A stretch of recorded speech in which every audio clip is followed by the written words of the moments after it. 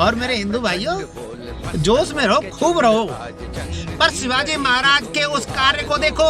सिर्फ मूर्ति को देखने से काम नहीं चलता, घोड़े की बनावट को देखने से काम नहीं चलता। उन विचारों को देखो कि ऐसे क्या कारण थे कि शिवाजी महाराज की मृत्यु के बाद, संभाजी महाराज की मृत्यु के बाद भी औरंगजेब की सारी सेना को यहाँ पर दफन कर दिया गया, मुगल सल्तनत को दफन कर दिया गया इस महाराष्ट्र भूमि में। उन चीजों को देखो और वो कार्य करो। तुम कार्य कौन से कर रहे हो? छुआछूत? अरे शिवाजी महाराज ने तो अपने राज्य में, अपने देश में, अपने क्षेत्र में जो 18 अगड़ पगड़ जातियों में जो बंटवारा हो चुका था या समाज बटा था, उनको भी एक कर दिया था। उनके सरदार महार थे, उनके सरदार कुणबी थे, रामोसी थे, धनगर थे, कोली थे, कौन नहीं था उनकी सेना में और किसी सम्मान नहीं मिलता था। उन्होंने महाराष्ट्र को एक किया, तब ये हो पाया।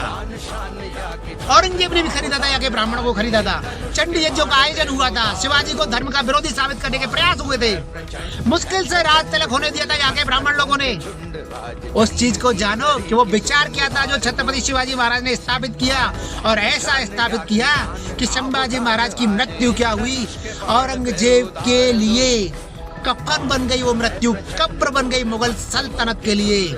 हमें तो महान संभाजी महाराज को प्रणाम करना चाहिए, महान शिवाजी महाराज के विचारों को, उनके कार्यों को प्रणाम करना चाहिए कि वो दुष्ट औरंगजेब जिसने अपनी माता को सताया या अपने पिता को सताया, अपने भाइयों को सताया, अपनी बेटियों को सताया, अपनी बहनों को मृत्युदंड दिया, अपने बेटों को दिया, ऐसा दुष्ट आताताई का दफन को जमीन में कहा दफना दिया, मजबूर हो कर दिया महाराष्ट्र में।